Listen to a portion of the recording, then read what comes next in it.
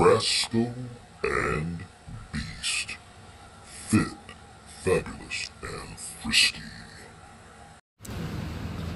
Yeah. I mean, look, we're on the bike path. Ain't nobody nowhere. Always hungry. There's two things I can't get enough of. Me? And food. And I'm first, right? Absolutely.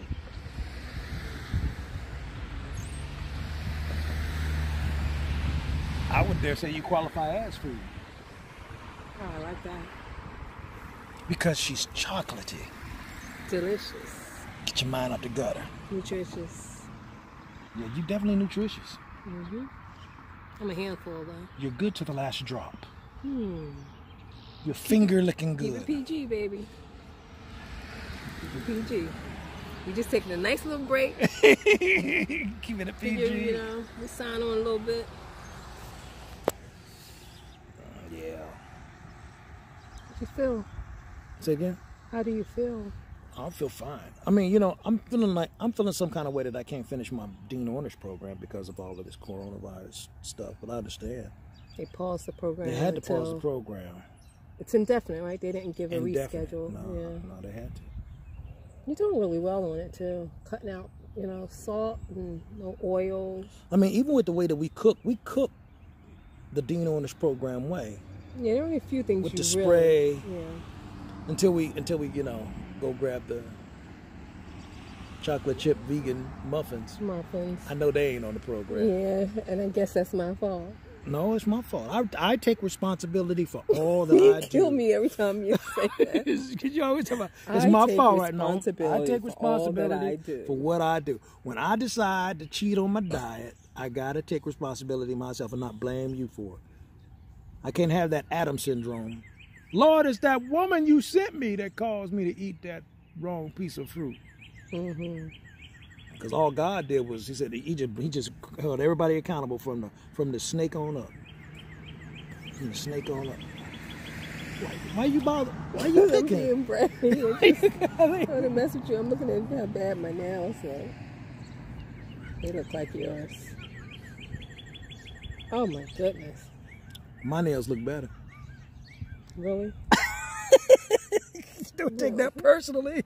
I'm taking that personally. Because I am a female. I'm a woman. I'm a lady. You taking that personally. You told me let me see your hand again. You look better. Them my nails. Those yours. My hands are just longer. Your fingers are longer. My fingers, I mean, yeah, my fingers are longer. But boy, they're looking pretty agey right now. They're looking old. Wait a minute. Loosen yours up so you can see, because you got yours bent so you can't see the wrinkles and shit. What do you mean wrinkles? Man, I don't care about. That's what I'm talking about. The wrinkles. They look like the same hand, except for the fingernails. Yeah. Yeah, it's a sad day. This pandemic is really like, what's it name? Oh, it's slowing everything down. Yeah, it is. Now oh, I see. Hi. Hi, yeah. And my shoes aren't very good. We're all struggling.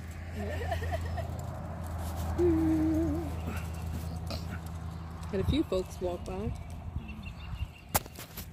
But otherwise, it's good to get out, man. Yeah, you got to get out. I mean, when you're going through this whole thing, I've been doing a lot of reading on folks, you know, kind of going stir crazy because of cabin fever and all that. You got to try to keep the same, you know, like sleep schedule, workout schedule. Excuse me. You know, I did an exercise video, a home exercise video, you know, talking about even dressing up for the gym like you would back then, you know. Yes, yeah. To try to just keep that same thing going, you know. But I guess my thing, I'm really kind of curious about is, I mean, you working from home. Yeah. You may be soon. I might be working from home soon. How's that going to work out with our LDR, our long distance relationship? How are we going to work that out? Because we got to work from home. It'd be better if you could work from, you know, my home, our home. I am. But then you got some weeks where you got to go. Oh, yeah. I mean, we alternate weeks. I'm here for 4 weeks, and then I'm gone for 4 weeks like we're doing. It'll just be harder because you'll be home with me. So it's you harder work for a you. different It's shift. harder for you to work with me when you're with me than when you're not with me. I'm saying usually when I work remotely and I'm at our house, I work and then you head off to work. So I work from home, spend some lunch with you and a little time with you, and you head off. I have the place to myself. Now we'll be in the house. Working at home. 24 hours. I'm working during the day and you work evenings for the most part. Now, I guess as far as a long-distance relationship is concerned, we're about to find out, can we really live with each other 24/7? Yeah. I could do it. I don't do too much different than when I'm around you anyway, to be honest. Yeah. I probably fart around the house more when you're not around, but other than that, You think so? Probably. Oh, actually, I think we're going to do all right. Because I'm thinking we were together for a whole month. 1 month. Right. In December. Straight through, yeah. I actually live, and that was not 1 week at a time. I was That was straight through. Yeah, 30 days. Yeah. That was pretty good. That was like a practice before this all jumped off, wasn't it? Yeah, it was. Yeah, I mean, there's different parts of a relationship. There's the infatuation part when you first meet somebody, you're all giddy and you know that, and the hormones and stuff, and the pro hormones and all that stuff is Past that. yeah, but I didn't have a problem whatsoever. I mean, like people say stuff, romantic stuff, and I say it too because it's fun to say it. I mean it, but I mean, I don't have a problem with spending time around you. Like, you know, sometimes you be around somebody and be like, okay, now I need a break from you. I hadn't felt like that around you at all. I hope so. No. I mean, I'm just being honest. I'm just keeping yeah, it real. You know, yeah. I mean, I hadn't felt that way. You know, I've dated people where I'm like, okay, I need a break from you. I need a break. But I don't feel that way. You haven't felt that way with me? No. I haven't felt that way. You know what? I'm gonna be honest. A lot of it has to do with the fact that we have made it our mission to be exceedingly transparent with each other when little bitty stuff pops up. Absolutely. Yeah. You know, I think that this, you know, like when you feel like you're quarantined with this COVID-19 shit, you know, when you feel forced to be around somebody, it adds a little strain to it naturally. But I think that if you have little small little small annoyances or you don't speak about, or you got little small things that's in the back of your mind that you really ain't never elaborated on, or you never fleshed out or hashed out. You know, I think that this kind of an environment is gonna make that stuff come to surface. You know. Yeah, that's true. Because it's just because I think the heightened exposure is going to let you know where you really are, particularly if you're spending all this time around. Because there's a lot of people that, you know, that they're used to spending most of their time away from each other in their marriages.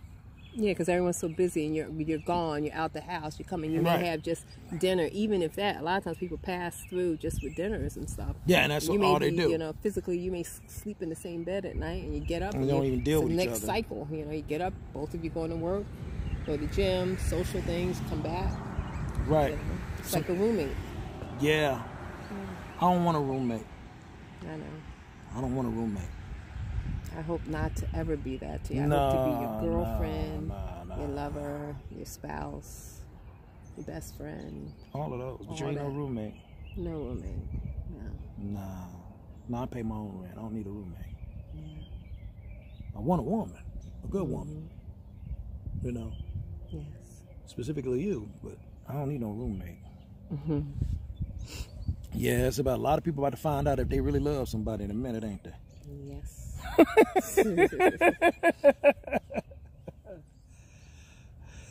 love you, baby. Love you too. Right. I really hope us sharing how we talk is helpful to somebody else. Because you know what? It would have been nice if I'd have had somebody to relate to. And you might have had somebody to relate to, you know, in our first marriages and all that. It could have helped. I don't know. You know what I'm saying? All that matters now is that we're just trying to add more positiveness to the world that's around us. You know? I do. But I agree with you. I mean, that's the primary reason why we did this, is hopefully we're helping someone who's following us and subscribing and Got a long distance relationship. Long distance relationship, and he's kind of over thing. 50. Yeah. Hi. Hey, yeah, you know. Because I think the world is different when you're over 50. You start seeing things in a different light because you know that the next person you with this is for keeps. This is for keeps. Yeah. You know? And you should know what you want because you done been through what you don't need already. You done had You're wise. 20 years at least. Yes. Hopefully, right? Yeah. Hopefully.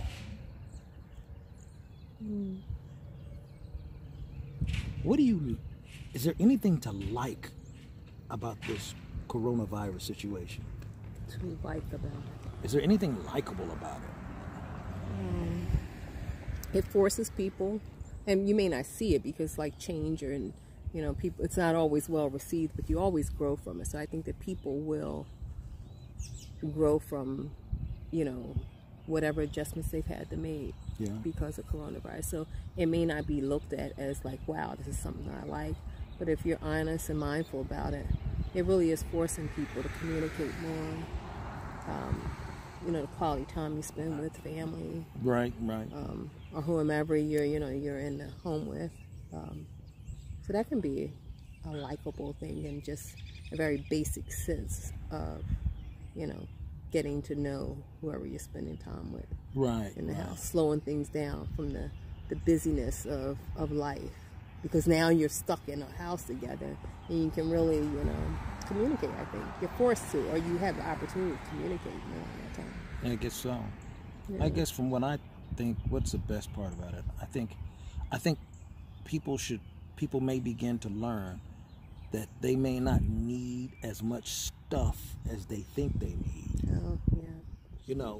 We become so catered to in this civilized way of living that we think we need every little bitty contraption, and some people are going, gizmo crazy right now. They're pulling out every little gizmo, every little,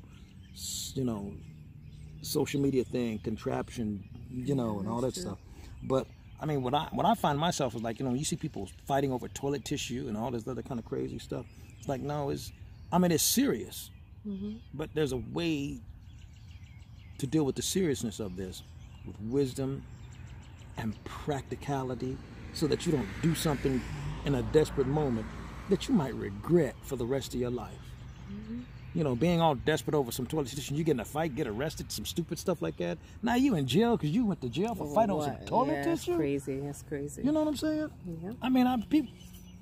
People, and me included in that, we all have to stop making everything a major catastrophe so that we can address the real major catastrophes. A lot of people saying, I can't stand, I'm locked up, and I'd rather be locked up, especially with you. I'd rather be locked up and healthy than out and about getting sick. True. Because here's the part that most people ain't getting from my point of view, because I've really been thinking about this. Even if you're in a place where you do have access to a hospital, who says that when you get sick that the hospital is going to have the resources they need to help you? Right. Yeah. In fact, who's to say when you get sick that the nurses that was helping the other people get well, by the time you get sick, they might be sick? So what is your best recourse? Don't ever get sick if you can avoid it, right?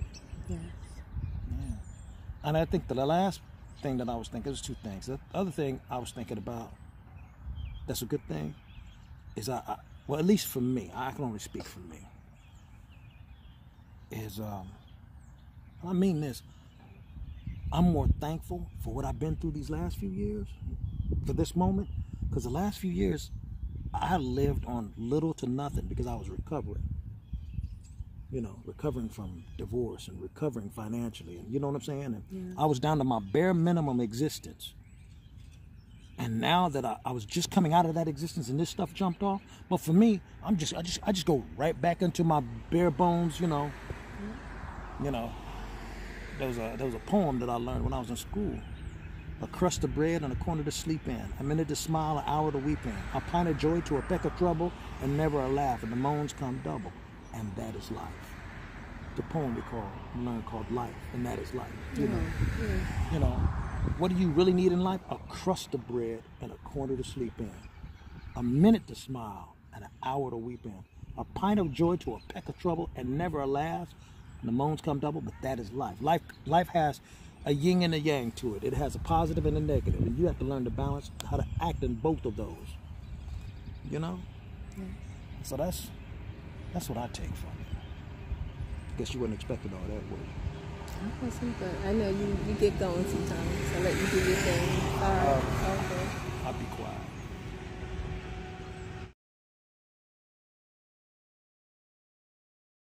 Go ahead, baby. We hope you guys enjoy the conversation in our uncut classroom. And we want to just say that we want everybody to obviously be very safe in dealing with this epidemic, this pandemic. Please be safe, Healthy. keep healthy, wise, you know. And by all means, if you enjoy what we're sharing with you, be sure you give us a comment at the bottom or hit like and subscribe to our channel. I have nothing else to say. I mean, you said it all, baby. Oh, okay. I thought you could have said, and I'm cute too. Well, that's true. There we go. And she's cute too. Bye-bye. Bye.